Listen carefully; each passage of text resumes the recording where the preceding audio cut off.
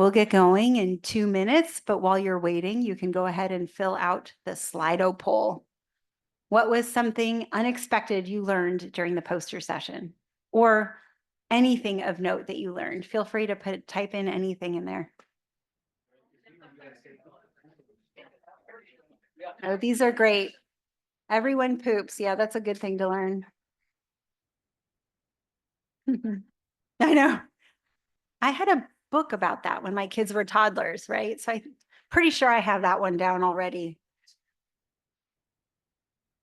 Ethical issues, challenges of sampling in rural areas. Yep. All right, we'll let the poll go for another minute or two. And then I will introduce our next moderator. Oh yeah, the difference between an airplane sampling location, a triturator, and then, yeah, you can even go downstream from there. Okay. Great. Well, while I introduce our next moderator, you can keep typing into the poll. But it is my pleasure now to introduce Martin Shafer, who will take us through the next session. So Dr. Shafer is a senior scientist with the University of Wisconsin-Madison State Laboratory of Hygiene. He is an environmental biogeochemist working at the interface of chemistry, biology, and toxicology. He serves as research lead at the Environmental Health Division of the WSLH and coordinates the laboratory activities of the Wisconsin Wastewater Surveillance Program, which is a national wastewater surveillance system center of excellence. Dr. Shafer has authored and co-authored more than 207 peer-reviewed manuscripts. So he is the right person for the job today, taking us through our next session. Dr. Shafer. Thank you, Anna, for that gracious introduction. And sorry to pull you away from all the exciting posters, but that was, thank you for joining this session. We have 5 great speakers, presentations this afternoon in our session. It's got a kind of a cryptic label, not everything, everywhere, all at once, in pursuit of laboratory efficiencies.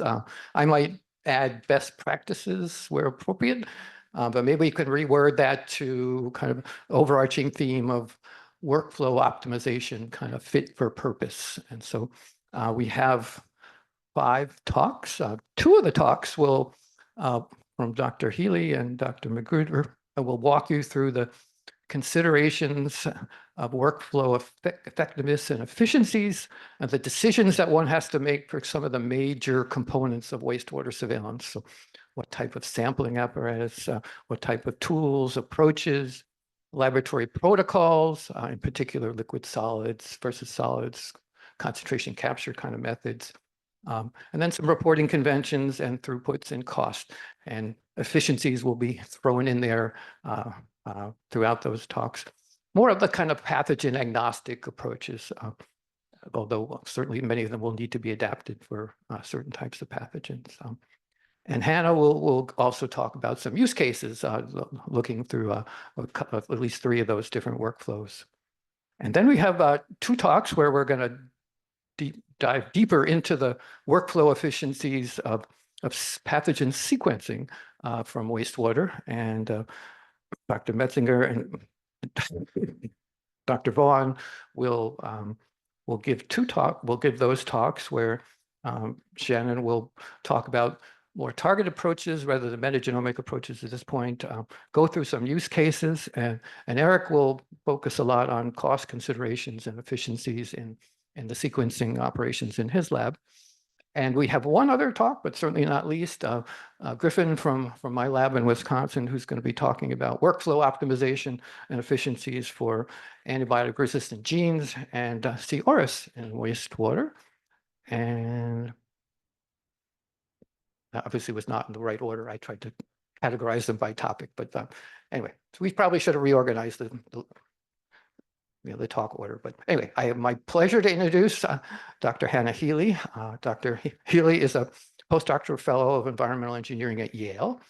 And soon, January 2025, she'll be moving up the I-95 corridor. We used to call it the the Ivy Road, but anyway, that went up to the Harvard Chan School of Public Health to start a program there.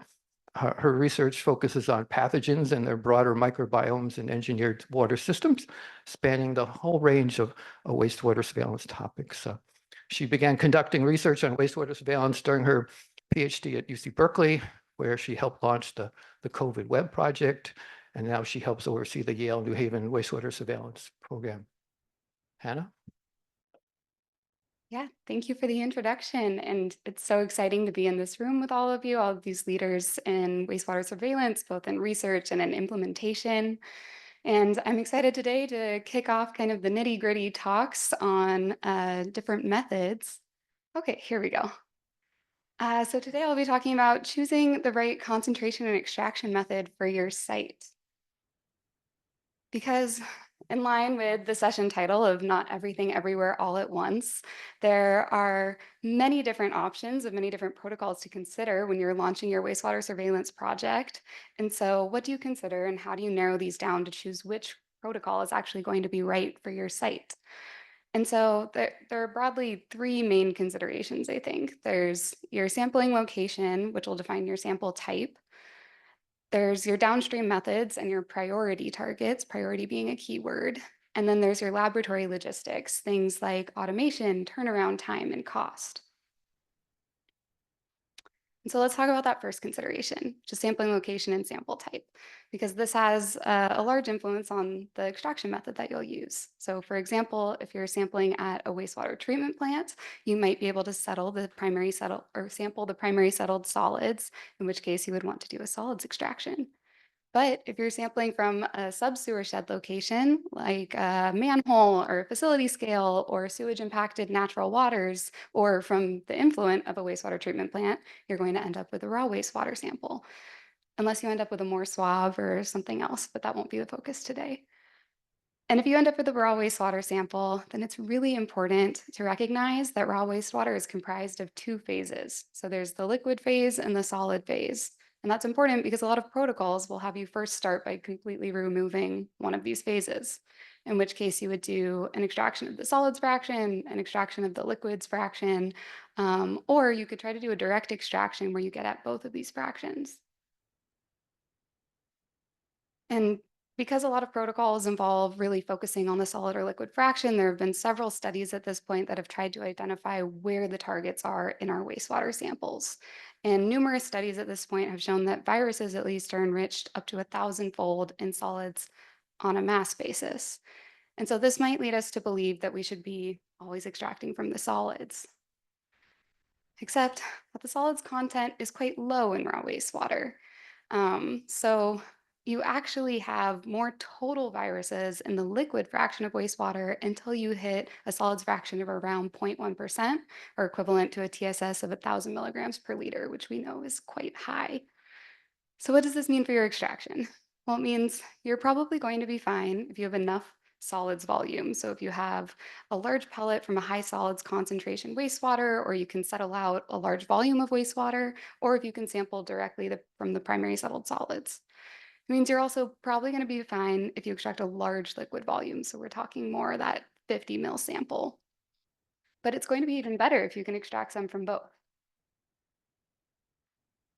Okay, for consideration B, that's our downstream methods. I think we can all agree that a very common downstream method would be viral quantitation. And there have been several studies at this point that have compared a lot of methods for this purpose side by side. I really like this one from Laturner et al. Out of the Stadler group from 2021 that compared 5 methods side by side on the basis of limit of quantification, recovery, variability, and practicality. And it's studies like these that have kind of shown us some more traditional methods that we can leave in the past, and some that are maybe more optimized to our purposes that we can move forward with.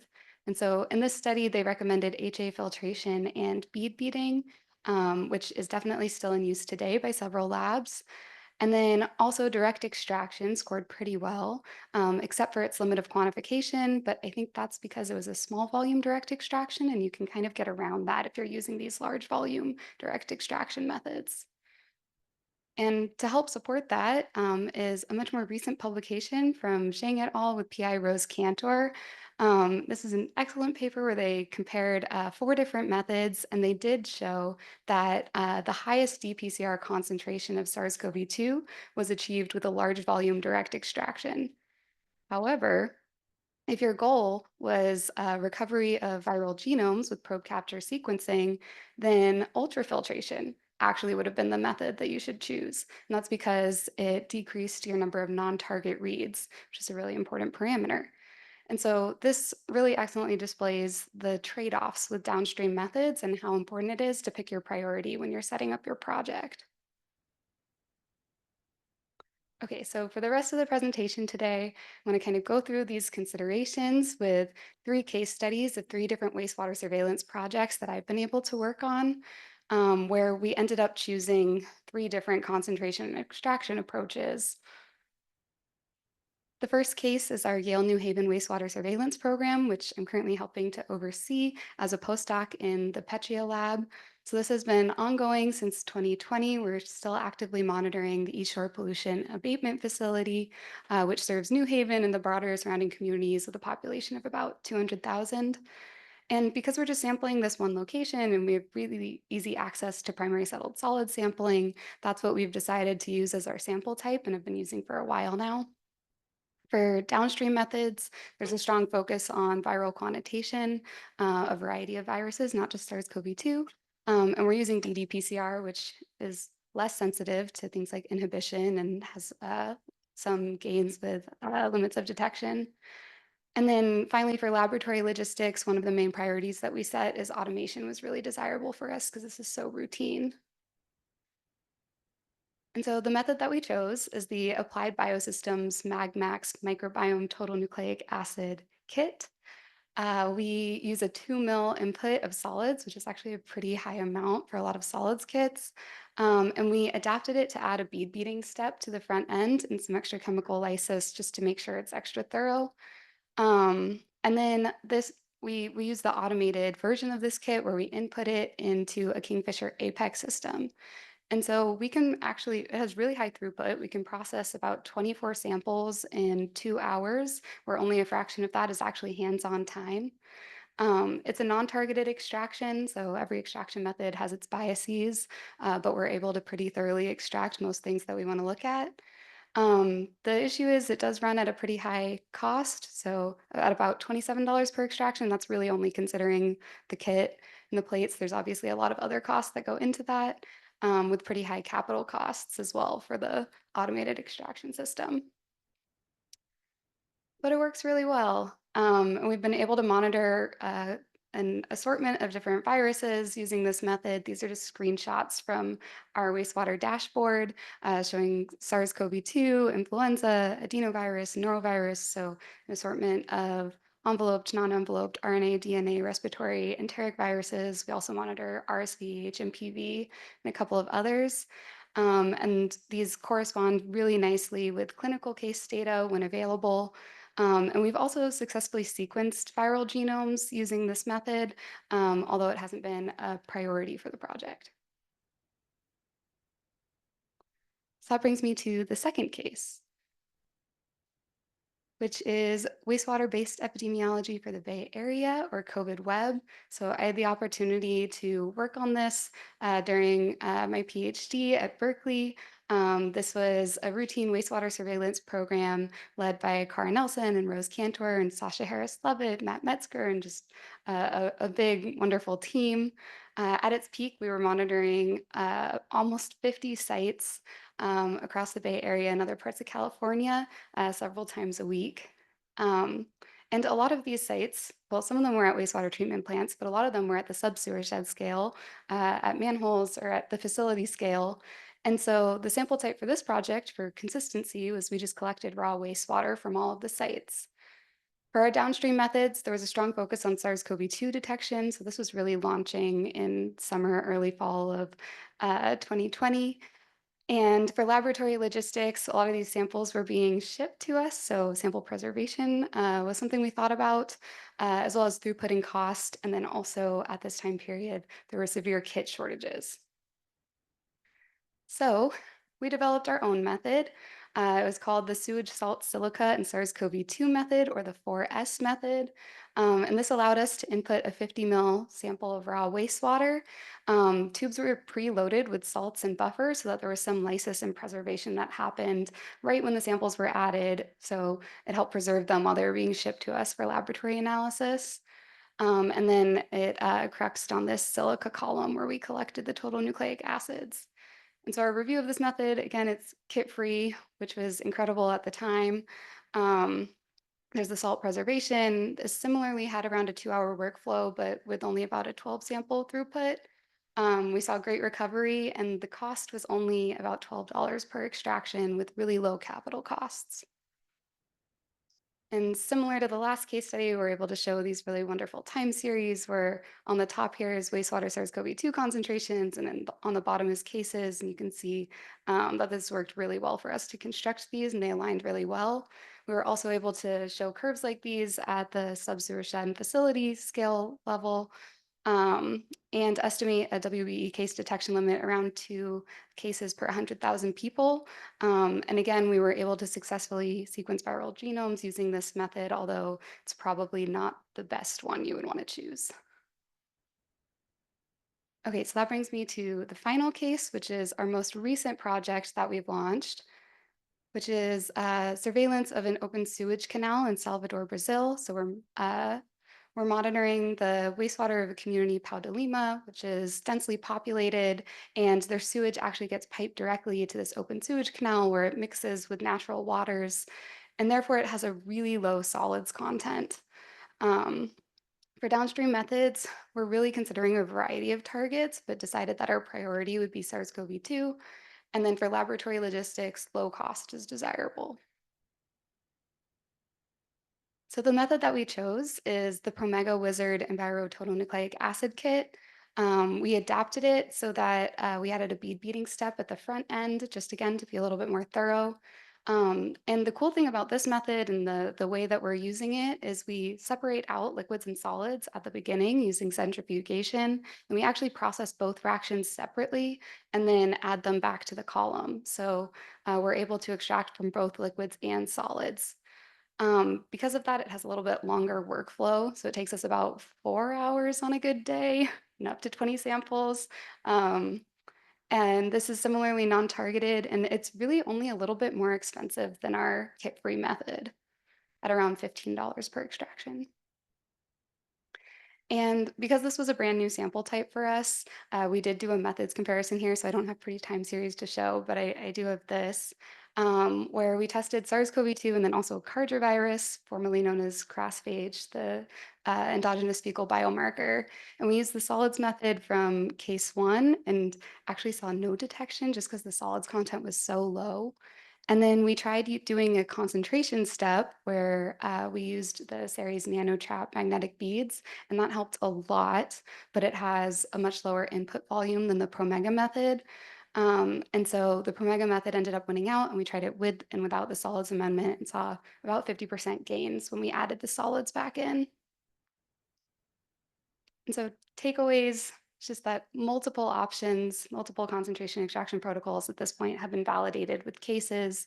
A lot of them can work. You just want to be consistent. And then there are some gains to be made if you're considering what's best for your site. And those main considerations, again, are your sample type, your trade-offs with downstream methods, and really picking your priority methods and your priority targets, and then your laboratory logistics. And then for viral quantitation, which I definitely focused on a lot today, consider that settled solids can increase your detection if you're able to input enough settled solids. But for raw wastewater, just be careful about removing parts of your sample, be careful about tiny input volumes, and maybe consider a large volume direct extraction method. And with that, I want to acknowledge all of the amazing teams that contributed to all of these projects. So the Petya Lab at Yale, Nelson Lab and COVID Web at Berkeley, and then the CoLab and our collaborators at the Federal University of Bahia. And with that, thank you.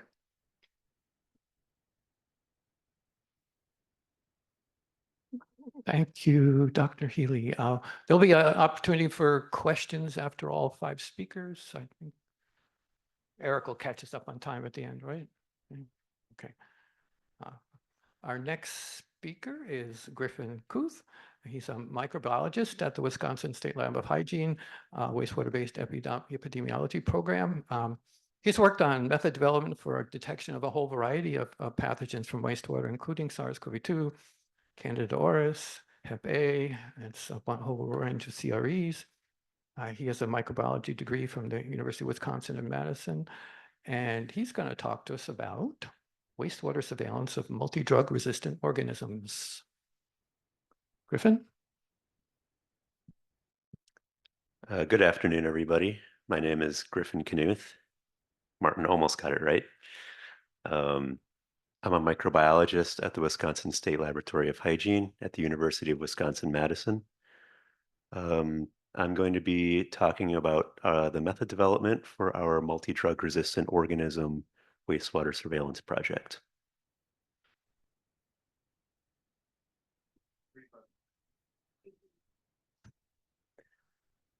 I'm going to start off with some background information that I'm sure a lot of you are probably quite familiar with, but I'll go over it anyways.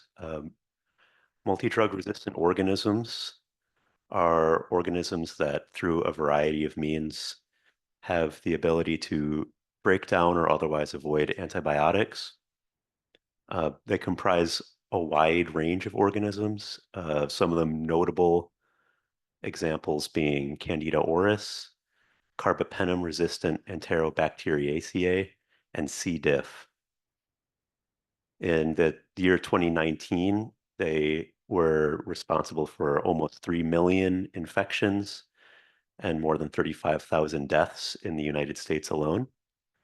And they are most commonly acquired in healthcare-related environments like general hospitals, long-term acute care facilities, and nursing homes. MDROs have been on the rise nationally and worldwide. Candida auris being a good example of that. We've had a frightening uptick of Candida auris cases in the United States over the last few years. They can often spread rapidly throughout medical environments. Some of them have resistance to common hospital disinfectants. For example, quaternary ammonium solutions are considered to be ineffective against Candida auris.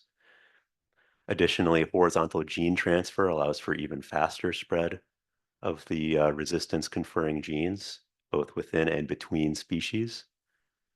And of course, overuse and misuse of antibiotics throughout the world have resulted in new drug resistance mutations and the faster spread of those mutations.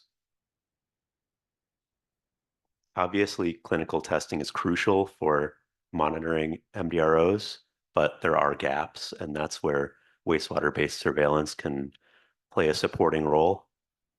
There are many patients that refuse to be screened for a variety of reasons. Facilities might be understaffed or have limited resources. There are some MDROs like Candida auris that are easily misidentified as other species. And to top it all off, staff screening at these facilities tends to be pretty minimal for MDROs. This is where wastewater-based surveillance can help cast a wider net and track more of these cases. And ultimately, it can reduce the clinical testing burden on these facilities. So one of the categories of MDROs that we decided to begin monitoring are the carbapenem-resistant Enterobacteriaceae. This is one that our healthcare-associated infections department at the Wisconsin Department of Health Services recommended to us. It's been on the rise nationally, and carbapenem is the last line of defense, or I should say a last line of defense drug to treat the worst bacterial infections like pneumonia or bloodstream infections. So the failure of carbapenem to treat these illnesses can be deadly. Many of the important species that have acquired carbapenem resistance are species that we've been familiar with for a long time, like E. coli, Klebsiella pneumoniae, Salmonella, Shigella. this newly acquired resistance has only made them more dangerous. So when we were selecting our genes of interest, carbapenem resistance is something that can be conferred by a long list of genes, too varied really to measure them all. So we decided to measure the 6 most clinically detected genes in the United States, those being KPC, NDM, VIM, IMP, OXA24, and OXA48. To begin, we wanted to validate some PCR assays. We did this in one way by determining the absence of cross-reactivity with cultures that we obtained from the CDC antibiotic resistance isolate bank. We also ended up quantifying some of those cultures for use as PCR positive controls. And we also performed some inter-lab validation with the McClellan lab at the University of Wisconsin-Milwaukee. They've also been working on MDRO surveillance in wastewater. So one of the first steps we wanted to take after assay validation was to establish some baseline levels and determine what kind of seasonal trends we might see with these targets in wastewater.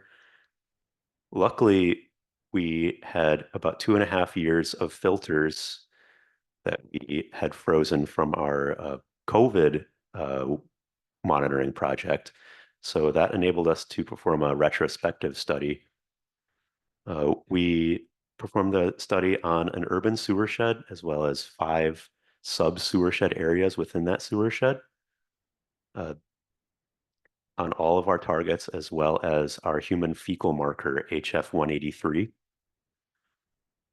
Ultimately, they all sort of followed the same trend, including the human fecal marker, which suggests that these genes might not be changing that much over time in the wastewater. The one exception to that being NDM in one of our sub-sewer shed areas on the right did not seem to follow the trend at all and tested negative multiple times, which suggests that maybe NDM has a smaller presence in the sewer, which might give greater weight to clinical cases. We also wanted to test concentration methods, removing the bacteria from the wastewater for further processing. We tested 2 methods for CRE targets. We tested electronegative or HA filtration and nanotrap concentration, which uses magnetic beads to pull the bacteria out of the wastewater. We ran these for all 6 of our targets on 4 wastewater samples. And the results seem to show that they were pretty equal to one another in all of our targets. So we really had our pick of the 2. Ultimately, we decided to move forward with HA filtration. It's cheaper and it's easy to perform. I'm just going to quickly go over our current CRE workflow. Like I just mentioned, we're using HA filtration for concentration. We're then extracting it on a Kingfisher Flex using the Maxwell HT Environmental TNA kit. This is really nice that we're using this because this is the same extraction that we are using for COVID as well as a number of other targets. So this is an example of an efficiency that has really made our lives easier, has saved a lot of money on plastics. And then after that, we are running digital PCR on the QIAGEN QIAcuity system. And we were able to multiplex our OXA24 and 48 assays for just a little bit more efficiency. So we have experienced some hurdles and are continuing to experience those hurdles in our CRE monitoring. Sewer shed native CRE organisms might be drowning out any clinical cases. Biofilm reservoirs and horizontal gene transfer means that this might be something that can survive quite readily in the sewer. Also, monitoring the entire sewer shed might be ineffective in tracking the spread and origin of MDROs at individual facilities. And additionally, not all healthcare residents contribute to the sewer system. Many of them contribute to the solid waste stream through waste disposal techniques like bed pans or bed pads. To get past some of these problems, facility level subsewer shed monitoring is kind of what we want to move towards, but that's difficult to implement. Facilities tend to be hesitant about any real or perceived responsibilities or liabilities. There's also the problem of finding the right kind of sewer access that we would need for sampling. So the other MDRO that we are looking at right now is Candida auris. That's one that we have seen increasing in Wisconsin and nationally. Just in the last couple of years showed up in Wisconsin, but is increasing exponentially. It has a really high mortality rate. It's easily mistaken for other Candida species.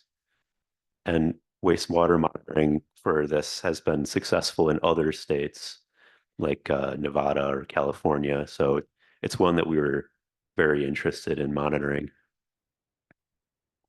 We wanted to compare concentration methods for Candida as well.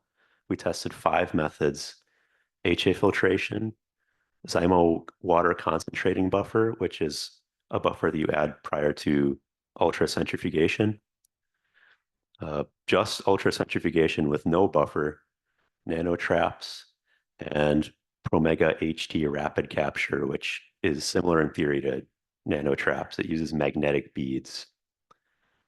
These were all ran on wastewater that we had spiked with Candida auris to ensure that we would get positive results. And ultimately, centrifugation and HA filtration are the clear front runners here, which leads us to think that solids might be key to recovering Candida auris. And additionally, that bead bashing might be needed to break open the tough fungal cell wall that Candida auris has. The one caveat to centrifugation being that inhibition is really necessary before, or inhibition removal, I should say, is necessary before running PCR. We tested this further on a confirmed positive wastewater sample that we received from a collaborator out of state. And again, centrifugation worked really well. HA filtration worked well as well, but ultimately we decided to move forward with centrifugation for Candida auris. It's not the same workflow as we're using for CRE, but it is the same one that we are using currently for hepatitis A. So there's still a chance for efficiency if we want to run both targets on one sample. So I'm just going to finish off with our future plans for both of these targets. Really, facility level monitoring seems to be the most useful method to track these MDROs. And additionally, culturing and sequencing bacteria out of the wastewater might be helpful in differentiating between clinical CRE cases and sewer native CRE. Thank you for listening. Thank you for everything you do, and I hope you enjoy the rest of the panel. Thank you, Griffin. I'm just never able to say your last name. Knuth, sorry. Our next speaker is Brenna McGruder. Brenna works for the Florida Department of Public Health Lab. She obtained her PhD in coronaviruses, how prescient that was way back a decade or more ago, and gained experience working with other pathogens before embarking on her public health career in 2016 in Texas. And Brenna later recoded to Florida Department of Public Health Labs just in time for the COVID pandemic. And following her contributions to COVID testing, she returned to the molecular department to complete a lab development test for HIV sequencing and sequencing of other pathogens, including SARS-CoV-2. In Florida, she found herself leading the development of the state's wastewater testing program and continues to play a role in maintaining and enhancing this critical component of Florida's disease surveillance efforts. She will be talking about considerations when expanding, testing, or tailoring targeted surveillance. So today we're going to talk about considerations when expanding, testing, or tailoring targeted surveillance. Unlike everyone else, I actually don't have any data to present. So we're just going to be covering kind of high-level academic targets. I will try not to beleaguer things that have already been discussed. We've hit a lot of things that were on my slides as just kind of core things, but I will not beat a dead horse. There we go. Which one? Yeah, I pushed the big green one. That one? I was pushing the right button. Ha. There it goes. Obligatory presenter slide. For those of you who go to some of the COPs, you may know me as the one who asks questions a lot. That is what I am effably known for as, excuse me, I have questions. If you also have questions but don't want to ask them, feel free to email them to me and I will ask them. I have no problem accepting additional questions as we move forward. My contact information is at the end. So if you have questions of me or questions that you want me to ask, feel free. I will say there is a bias to my presentation. My background is infectious diseases, but all of these things are applicable to drug screening, to chemical screening. I'm not trying to push those to the sides. That's just, I am victim to my own biases. And the other thing that I don't kind of pick at on the slides, but I will pick out verbally is the main thing about this for me is sustainability, and not just in terms of actual overall monetary cost. Right now, we're very lucky to have a superfluidity of funding. However, I think we all know that eventually we will have to move into the drudgery. There will be some new hot topic that replaces wastewater. And so how do you build programs that are sustainable, both in terms of monetary investment as well as your staff? So the non-monetary investment in the program, if you will. So sign of some initial considerations when you're talking about wastewater testing. Are you looking for binary? Do you want to know if it's there? Is it not? Easiest question, greatest, sometimes very confusing answers. And then, are you looking for, is it something that's always there? So now we have to look at more of a quantitative long-term perspective. Obviously, quantitative is going to involve higher initial investment. You have to take time to build the data sets, to be able to do the quantification analysis. And obviously that's something that's going to be sustained, whereas binary is stuff you can turn off and on fairly easily, assuming that that's what you want to do. Additionally, when you're talking about your kind of, are you looking for surveillance? Is this something we're going to screen across all populations? Or is this something sentinel? Do we only want it along state borders? Do we only want it in schools? Do we only want it at universities? Do we only want it in urban areas? For vaccine preventable diseases, do we want them in rural areas? Do we have rural areas where we need to survey? So surveillance sentinel populations are different depending on what you're looking for. But I think the important thing is that once you've chosen your sentinel populations, you do want to maintain them. Kind of like you always have your little sentinel mouse cage in the one spot in the room for those who have done animal experiments.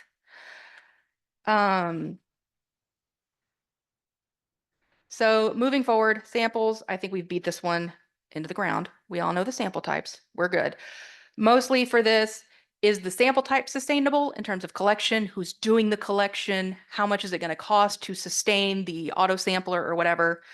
And then also, is the sample type a sustainable source of information? Will you always be able to get the information that you want out of that sample type? So again, I'm not going to beat this dead horse.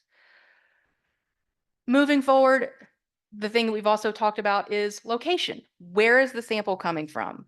Is it coming from the treatment plant? Most treatment plants are already collecting composite samples. The other thing that I haven't heard talked about, that is something that we have struggled with, there are other treatment plant operations that may need to be considered outside what you're thinking of that may impact your sample processing and or the results. An example is some wastewater treatment plants process landfill leachate. That's gonna tank your PCRs. It's murder. The other thing is, do they process septic waste? Where does that septic waste get added to the treatment flow, and where is that in relative to where your sample is collected? Because that may cause weird spikes if you're getting septic dumps, 1, 2, 3 times a month. I think we've also discussed the ethics of subsewer testing, how they require additional materials, additional staff, additional setups, and whether or not that's sustainable. The other thing I do want to mention with subsewer that I haven't heard in terms of ethics is, do not forget the clickbait headlines that occurred during SARS-CoV-2 and Mpox outbreaks. What targets are you looking at? How can that be weaponized against the subsewer location that you're looking at? Because it's great that we can find all these targets, but some of those targets will lead to weaponization against the populations inside. We've covered it a little bit with drugs, but also think about in terms of infectious diseases, STIs. We have a huge syphilis outbreak in the high school. The optics of that are not going to go well, and it's going to quickly get your program in trouble. Collection logistics is something that I think we all kind of acknowledge but skim over. Obviously, local collection can be less expensive, faster time to the lab. There are fewer risks of delays. You have better control over the pre-analytic conditions. We have one facility that's literally like less than a mile from our lab. We pick up the samples. It's great. But for people who are requiring shipping can be expensive. It's an expensive part of your program in terms of sustainability. You also have a longer time between the collection and arrival at the lab. And I don't care that it's on ice. There's still organisms that are replicating in that wastewater. And so what does that 24, 48, 72-hour delay do when you have those organisms that are slowly increasing their population in the wastewater? Because they love water. They think this is great. It's happy for them. And then the other thing is delays related due to shipping problems, freak ice storms in Memphis, and of course your loss over pre-analytical controls due to shipping delays and freak ice storms in Memphis. So considering methods, again, we've talked a lot about the different types of methods. I'm not going to go through them. What I do want to talk about is the thing that we have skimmed over in a lot of places is the detection limit of your different targets. What is your threshold of detection? Will those different targets require different sample processing methods? How many sample processing methods are you going to have before your staff riots? Speaking as someone who's worked through a couple of different pandemics, when you come in and say, okay, we need to do one more sample test, we need to do one more extraction method, we need to do one more thing, they're going to riot. We're going to get frustrated. Nobody wants to have to keep, okay, I need this for this sample and these other things for this other sample. You want to keep things as simplified in order to minimize confusion, minimize mistakes, and increase your ability to retain your staff, because your staff will go crazy. The other thing is, how much extract do you need for all the tests that you're doing? Because a lot of people have talked about how, well, we're going to limit the amount that we're eluting into. Great. Now that means I have to do 2 extractions or 1 sample. Now that means I have to do duplicate extractions for this method, but only single extractions for this method because I need enough sample to do X, Y, Z. And again, when you start having to have that many flow charts just for a workflow for wastewater, your staff's going to start to get antsy, understandably so. And then what is the expected presence of the target? I had a lot of expectations for some targets that we looked for that got blown out of the water. So I just recommend don't having an expected presence. But more importantly for this idea is some targets cannot be confirmed, detected by PCR. There's been a lot of talks about, oh, I want to look for this. I want to look for this. And I'm like, you can't. You can't look for that in an environmental target. It's not going to work. Let me sing for you the reasons why. And I don't think we want to spend all of our time trying to culture some of this stuff out of wastewater. So how does all of this impact multiplexing, cost per sample? Again, when you're talking about the presence of a target, regulation, Division of Select Agents, DEA for chemistry, other non-federal regulations like polio regulations, and keeping in mind that the extract and or concentrate is still a regulated substance. So these are some of our instruments. I tried to put some pictures in here and we got into arguments about photography credits. But for sample processing, how many samples can be processed in parallel over time? Everyone will admit that the the filtration is probably the best method, but you're limited as to how many samples you can process in parallel. Everyone loves the Kingfisher because it's automated, less hands-on time. And is that available for certain steps? Does the automation save time? Is it cost effective? More importantly, is it target effective? Because there's been some discussion about how well the automated is less effective for this target than this target. And then the biggest thing here is biosafety and staff health.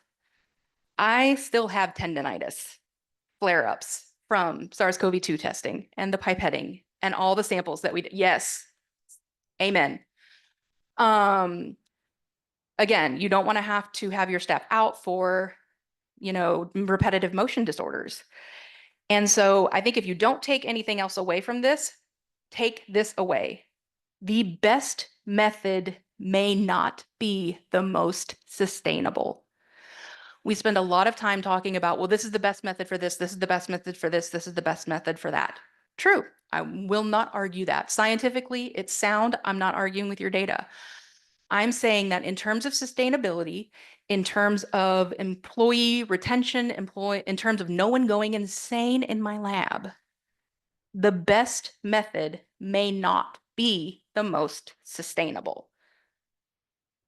And then we've talked a little bit more about this, some downstream applications, sequencing, long-term storage. People are storing samples. Can they be stored what are the best storage conditions? For this, I want to talk about, bring it back to ethics, which is, I've heard a lot, well, we don't do that testing.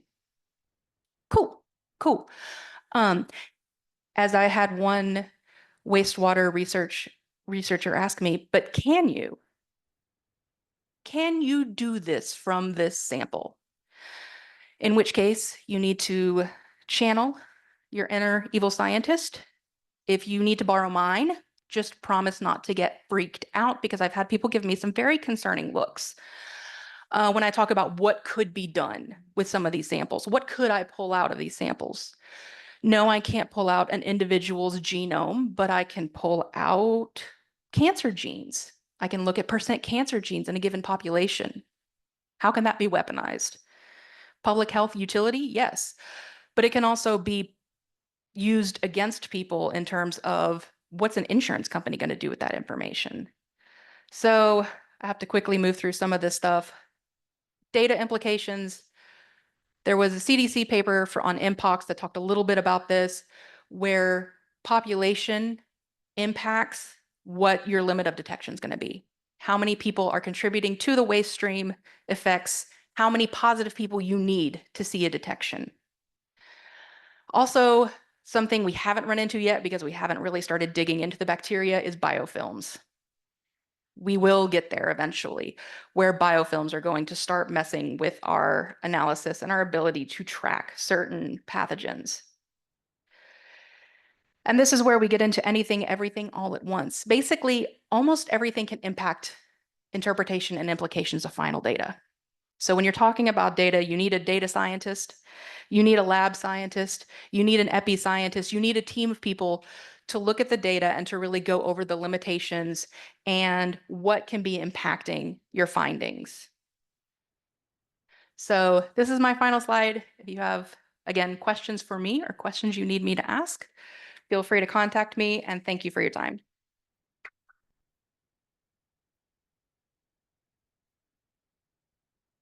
Thank you, Brenda. The last two talks will be focusing on sequencing of pathogens from wastewater. And our first talk will be given by Dr. Shannon Matzinger.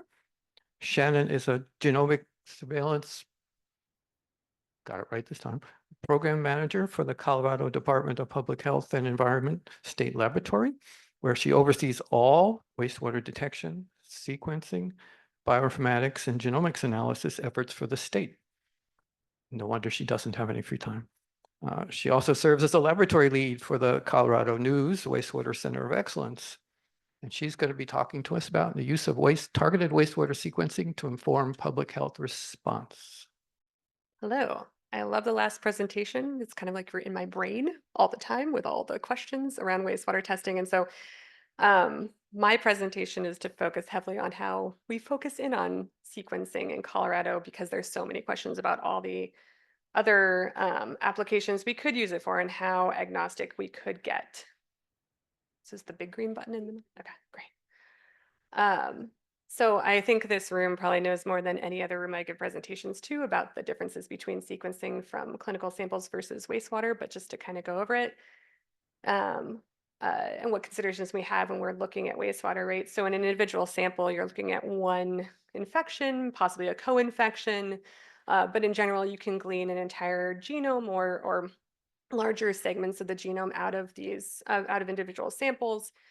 In a wastewater, we're talking about fragmented pieces coming from a population. We have mutations. We don't know what combination of those mutations or constellations came from one individual. And therefore, when we're looking to assign lineages or genotypes within wastewater, we are dependent on clinical data to really determine what proportions of those exist in wastewater. And those are heavily like there's more bioinformatics analysis needs to be done through deconvolution pipelines to really assign and assess those proportions. In addition, as I think others have mentioned earlier in the day, we've been thinking around wastewater, how can that be an early detection system that isn't reliant completely on clinical data? And that heavily may be around looking at specific mutations that we're finding in wastewater, as opposed to a constellation that we're assigning to a lineage, but really an understanding of, are we seeing a new mutation that's occurring? And then what could that mean for clinical data? And so that'll kind of inform how we talk about how we're thinking about in Colorado going forward, or at least at this moment. So there are lots of sequencing approaches you could use in wastewater. Of course, you could, the buckets I could put them in are metagenomics or shotgun sequencing, hybrid capture approaches where we pull down large subsets or panels of different viruses or pathogens or genetic material you're looking for. Tiled amplicon approaches that can be more focused, but can be whole genome sequence for, say, a small viral genome, and then targeted amplicon when you're looking at just kind of one region and looking of high confidence and in depth in that one location. I will say that many groups are using metagenomics and hybrid capture as ways to either function as a detection process in wastewater for surveillance, or to really kind of assign look at specific panels over time and glean what they can from wastewater. The piece that we have found internally is that, especially for small viral genomes, which we're all pretty focused on at the moment with SARS-CoV-2 and influenza and other RNA viral genomes, is that these approaches, the sensitivity of these approaches is something that we can probably work on further.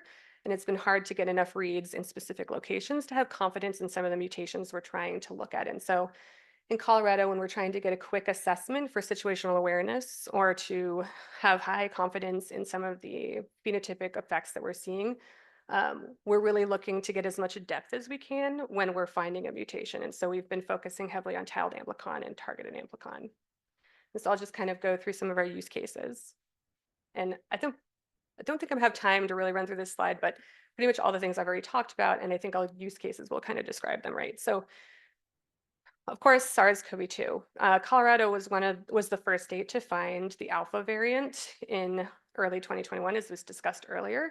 And after that detection in clinical surveillance, we really scaled up to do 300 to 500 clinical samples a week, and at one point running over 9,000 samples in 1 week. And so lots of clinical surveillance going on in our state in an attempt to see new variants as they're emerging. And In parallel, we were running wastewater testing or sequencing from 2020, mid-2021 onward. And in this case, the scale is very different. On the top, we have 20 to 60 samples per collection date.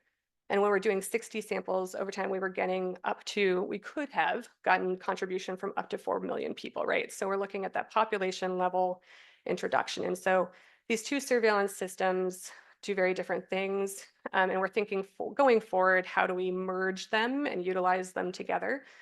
With our clinical surveillance focusing heavily on understanding or having metadata around individuals and severity of disease and confidence in specific and full genome detection, and using that for a national surveillance for vaccine development, where wastewater is more of getting that population level information as quickly as possible.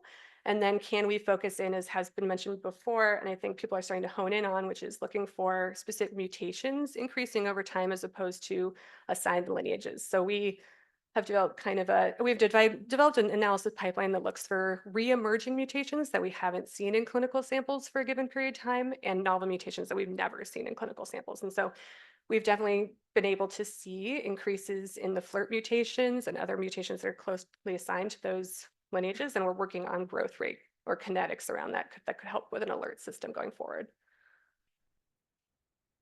So a second use case, which we found when we were bringing on new targets past SARS-CoV-2 for detection, was EVD68, which is enterovirus D68. It can cause acute flaccid myelitis in children mainly, and tends to have a biennial pattern of heightened years, and it can cause other severe respiratory symptoms.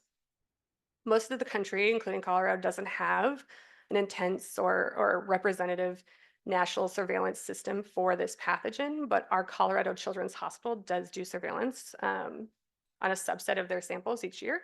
And so we look to pair retrospective wastewater samples from 2022, and we were doing this in 2023, with children's diagnostic testing in 2022. And so this is a published study, mainly around the detection efforts. I'm going to talk specifically about what we could have found with sequencing, right? So Children's Colorado in late August of 2022, wasn't finding any positives, but they did have symptomatic individuals, and they expected they should have been getting positives. And so what they did is they thought about the possibility that the virus that's circulating may have been misaligned with the tests that they were running. And so they went to the literature and they found other diagnostic assays out there, other PCR assays to try.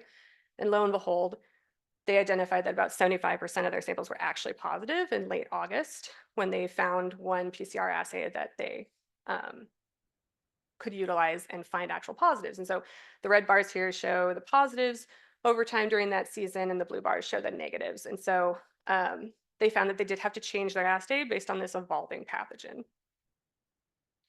And as I said, we did retrospective dPCR, so this just represents our detection in 3 utilities for EVD68 from the same time period.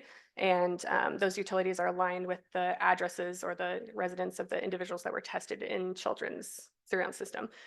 But we thought if children's in late August had identified that they weren't finding any positives, and they wanted to look for new PCR assays, and was this hypothesis a concern, we could have gone to wastewater sequencing as an approach to look forward, right? So we took the utility samples from that time period, so late August, early September, and we performed tiled amplicon sequencing for EVD68.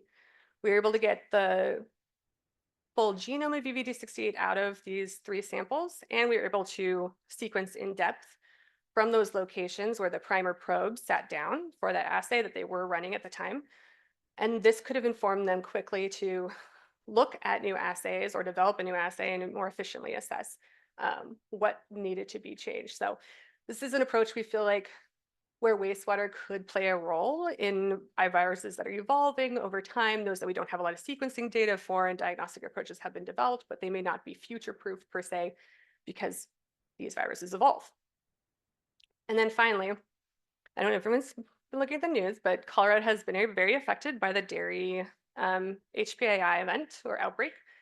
And early on, we decided that we were going to, for the summer months, we continue to do flu A surveillance during the summer in wastewater. And then if we found any positives that were out of season, we're going to reflex this to an H5 dPCR assay. that Verily developed. We also wanted to see if we could use, we wanted to use sequencing to confirm any positives so we could quickly validate that assay, because obviously wastewater is a complex matrix and we're always concerned that we could possibly pick up something else in it that may not be exactly what we're looking for. So sequencing gives us a really good quick confirmation when we're detecting new things. And then we wanted to see if we could further characterize H5 from wastewater. And so we did get in-house other tiled amplicon approaches that groups have developed recently, but we wanted to go as targeted as possible to get something in-house in place to make sure that if we're looking for the 3B13 strain or hemagglutinin gene, that we're making a tiled amplicon approach directly against that as a first attempt, right? So we took the Texas clinical case genome and used that hemagglutinin gene to design a tiled amplicon approach. So a little bit of backstory here. This is an epi curve, I guess you would say, of our dairy positives in Colorado. We got some sporadic positives in the beginning of the season. We started to increase the number of dairy detections in June to early July. We had our dairy worker positive in early July, and wastewater detection by wastewater scan from 2 utilities that send to wastewater instead of us. And so we didn't have access to their samples. And then we have our poultry farm event where we had many more clinical cases that were confirmed. But back in June, we were trying to validate this assay, this dPCR assay, and we didn't have any positive wastewater samples. And our wastewater epi team was reaching out to utilities to understand what kind of contribution farms might lead to introductions into our sewer sheds from farms. And our state vet epi was saying that basically most of these farms are not on sewer sheds and you're not going to get much introduction. And so she was nice enough to ask one of the dairies if they would volunteer samples from the facility so that we could look at some environmental samples. And so we got access to a milk pen, so the hospital pen where the sick cows are housed, some milk from that location, a lagoon where they discharged the bulk milk to and actual sanitizing reagents too, so that was very inhibited, and then a milking parlor drain. So the milk pen and the dairy drain tested positive for H5 by dPCR, but we weren't able, but the drain was very low detection. Oh boy, oh boy, oh boy, oh boy, oh boy. And okay. So we weren't able to sequence, that's great. We weren't able to sequence much from the dairy drain sample, but this is a look at us comparing a clinical sample, one of the poultry farm workers that CDC was able to sequence, so kind of a positive control for our sequencing capabilities. The milk pen diluted 1 to 10 and 1 to 100, and then a wastewater site that turned positive in, or came up positive in early July. And so you can see we get a portion of the hemagglutinin gene, not the entirety, definitely what others have mentioned about tiled amplicon approaches and sequencing from wastewater. But you can see that there's really only one mutation or two mutations we could see within the wastewater sequence that was different from our reference sequence, which is one of the Texas cattle sequences. And so very, very closely aligned. And then I think I'm running out of time, but basically we are validating this dPCR assay. So our results are not published on our public dashboard, but we have seen a large amount of H5 detection across our utilities in the state of Colorado, both in urban and in farm areas. With discussions and investigations our EPIs have done with the utilities, it's likely that it's really probably milk related, right? Milk dumping, creameries, locations that we're not thinking of for milk introduction.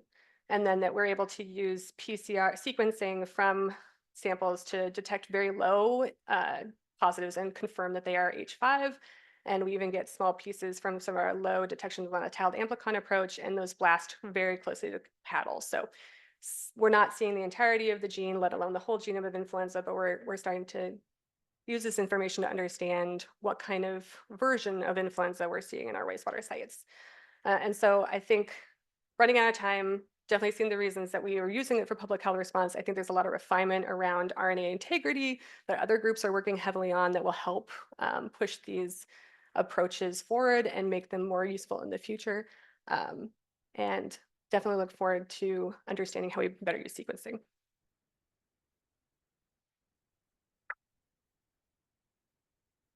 And these are all of our people that did all the work, not just me. Thank you, Shannon. Our last talk of the session is going to be given by Dr. Eric Vaughn. Eric is the supervisor of the Next Generation Sequencing Core at the DC Department of Forensic Sciences Public Health Laboratory.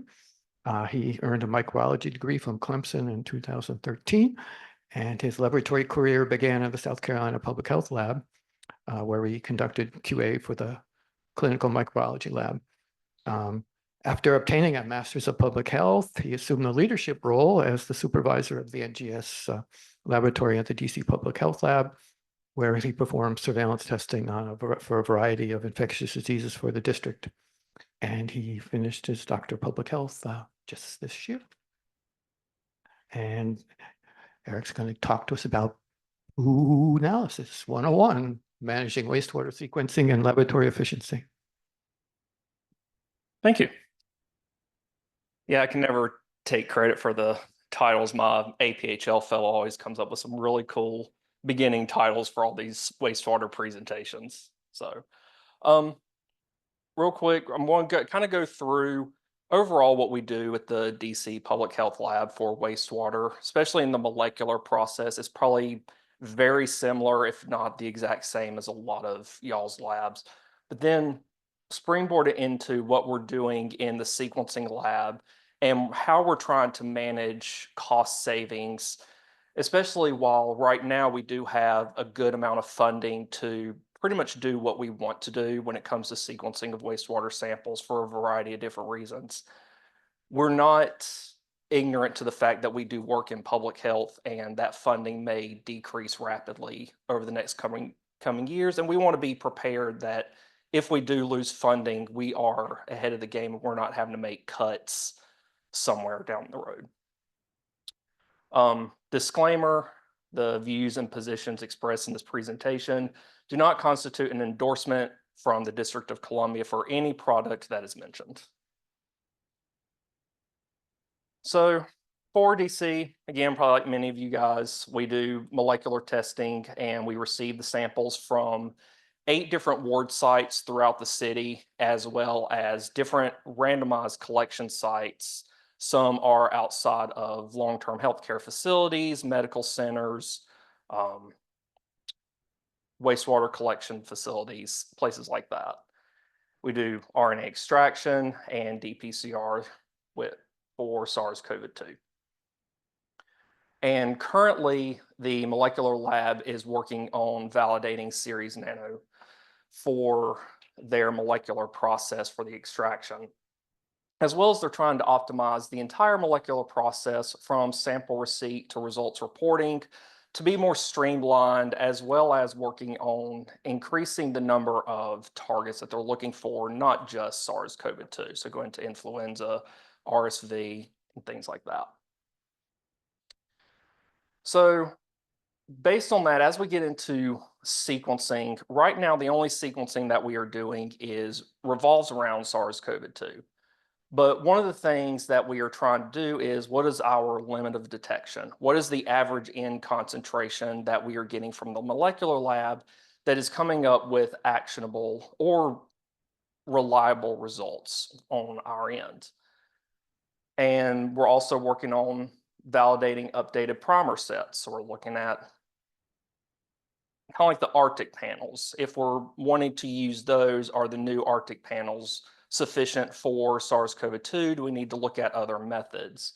Influenza panels that we're developing, West Nile virus, RSV, all these other individual targeted primer panels, are they going to be sufficient?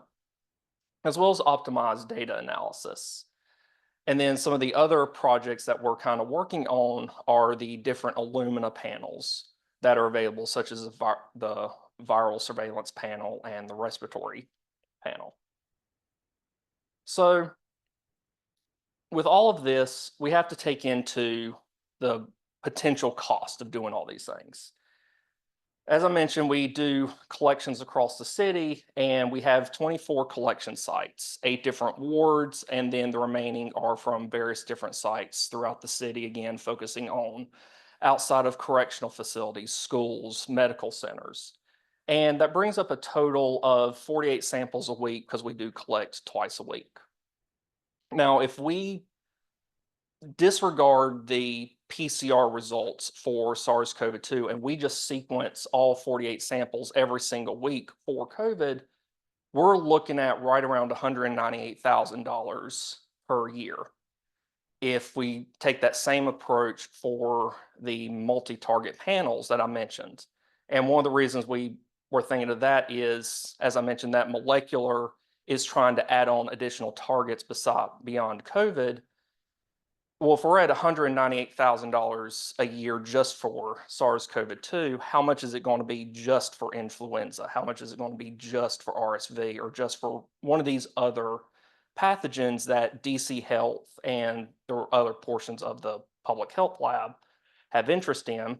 So we looked into doing these panels.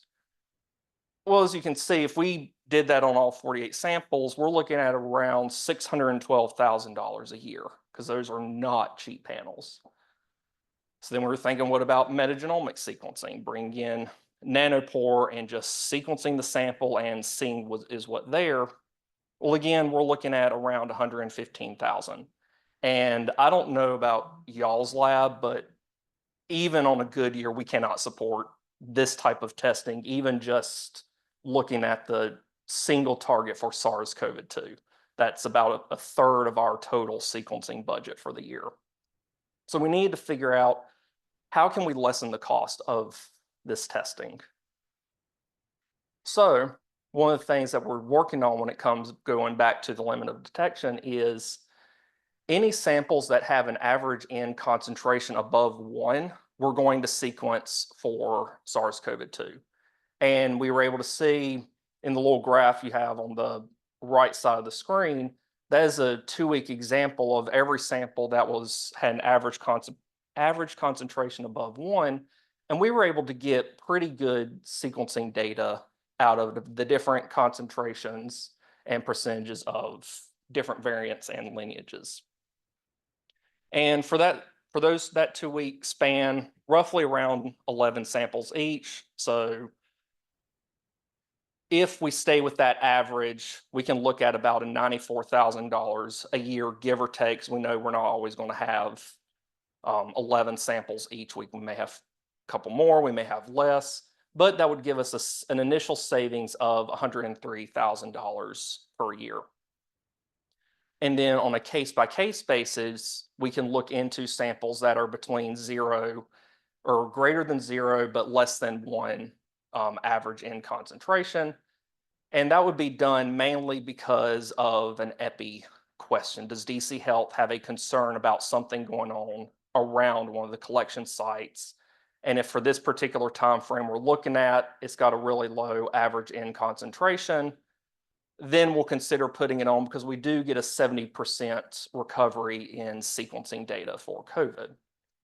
And then in very extreme cases, we still have been able to pull data from isolates that had an average in concentration of 0, but that was only in 33% or less of our samples. So it would take a very extreme circumstance for us to want to sequence that sample.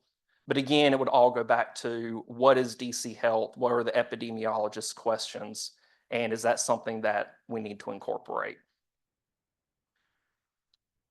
So from there, to go back to the panel sequencing and metagenomic sequencing, instead of doing all the samples at one time every single week, randomly select 10% of the weekly isolates, which after you round up comes up to 5 samples a week.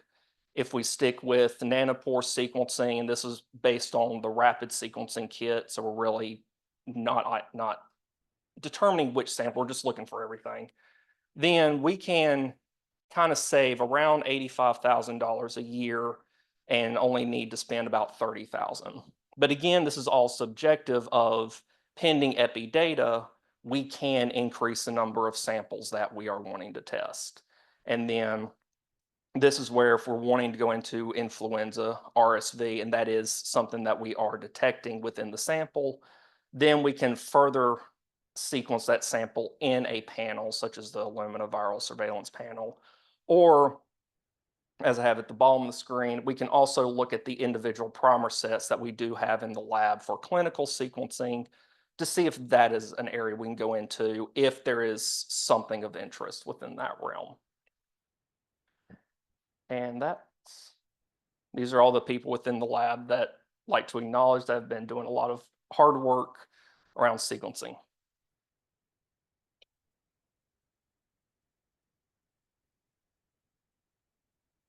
Thank you, Eric. So we have how much time? 15, 13? Well, everybody was really good. So we have, could the presenters please take your chair? There's no preference. And we can open it up for questions to Jeff. I guess, is that the microphone first? So.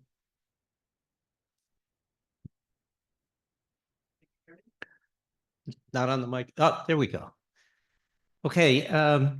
So I'm reflecting on a few things I heard today, and particularly Brenna Rawson, when she got to the collection method, she says, well, you all know it's grab and composite, and I don't have to say anything more about that. And the first speaker today, Hannah, when she got to those little icons in her first slide, way over on the right was more swabs. And she said, I'm not going to talk about that. And then earlier today, Catherine Graham said, well, we started out with swabs and we're doing composites and grab samples. We've transitioned from swabs. But yet in Catherine's data, the numbers on the swabs were much higher. Also from my laboratory, we mostly do grab samples, but we have a few sites that do grab samples and swab samples. And the thing about swabs is they do capture much higher numbers in a concentrated fashion, so you can get them for a smaller volume to put into your purification technique. And so the sensitivity is greater. So I want to know, why don't swabs get any respect? I guess I can start. We can fight over it, Hannah. I guess I'll just start by saying I meant no disrespect. And when I decided not to talk about more swabs, that's mostly because I just haven't had a lot of experience working with them. We did try using more swabs for a short period. Another grad student in my lab at UC Berkeley, and we really struggled to just extract from them. And I wonder if we had just tried some other approaches, maybe they would have panned out, but we kind of moved on. We had enough resources to supply auto samplers.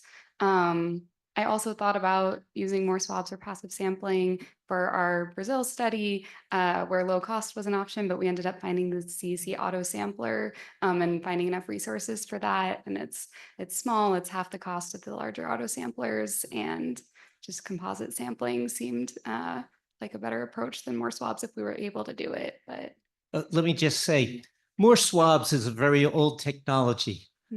Tampon swabs, yes. They work like a charm. And they're uniform and so on. That's what we use as tampon swabs. So, yeah. I will say I'm a clinical virologist, so I don't know nothing about no more swabs. This does lend more support to my burgeoning hypothesis that more volume is not better, and that more volume is causing issues in terms of inhibition, whatever, like there's a whole list of things, but more is not better. And that we probably do actually need to be looking at the smaller volume options in terms of either 10 milliliter composite grabs or tampon swabs or more swabs. And but yeah, I honestly don't even know. This is the first time I've heard of them. So Yeah, a nice sized tampon swab collected for 6 hours and squeezed in a syringe gets you about 10 to 15 mils, perfect volume for many methods. I just want to mention one more thing. I've seen a lot of kingfishers. We use the ChemMagic, and our study of them, they're not mentioned very often. Our study of them, that there was much, it's another automated system. There's much less labor involved in setting them up to do the automation. So if anybody has a question about the use of the ChemMagic, we published a paper and you can come talk to them. And I think from the sequencing side of things, the passive samplers certainly don't have some of the biases that people think from the quantitation side. So I think if you want to look into a sequencing application, then that might be one of your first go-tos. Right, we used them for sequencing variants as well. All right, I have one for Dr. Matzinger. How did Colorado navigate federal restrictions and allowances on handling and sequencing of HPI or H5 positive samples? For example, sending samples in for validation procedures and procedures for handling positives. Yeah, so one, Colorado is an LRN state laboratory, and so we have LRN clearance at a tier 1 level. So we just have to, when H5 was considered, and it has gotten leeway and not considered a select agent for a time period at the moment, so that we can work with these sample types. We have a process to show the destruction of a select agent within 7 days of confirming or finding a positive. So that would have been the way we handled it in the first place. And we do have all those guidelines and forms around how to process and ship and submit these samples. But they're also, when you detect them on the assay, they're presumptive positive, right? Because you detected the H5 and not the N1. And so that's one of the ways that we're allowed to continue to ship samples to, say, CDC, even if they were to be presumptive in our hands. And we heavily versed in that on the clinical side now from the last few months. And I think maybe the last question might have been around biosafety, or was that, could I kind of finish that out? It was on handling and sequencing of the positive samples, yeah. Yeah, so I think one of the things that it says in the guidance around the select agents is that it's around detecting both the H5 and the N1 to fully confirm it. In addition, once you've extracted it, that's negative stranded RNA, which is not an active select agent, right? Because you don't have an infectious genome still in hand.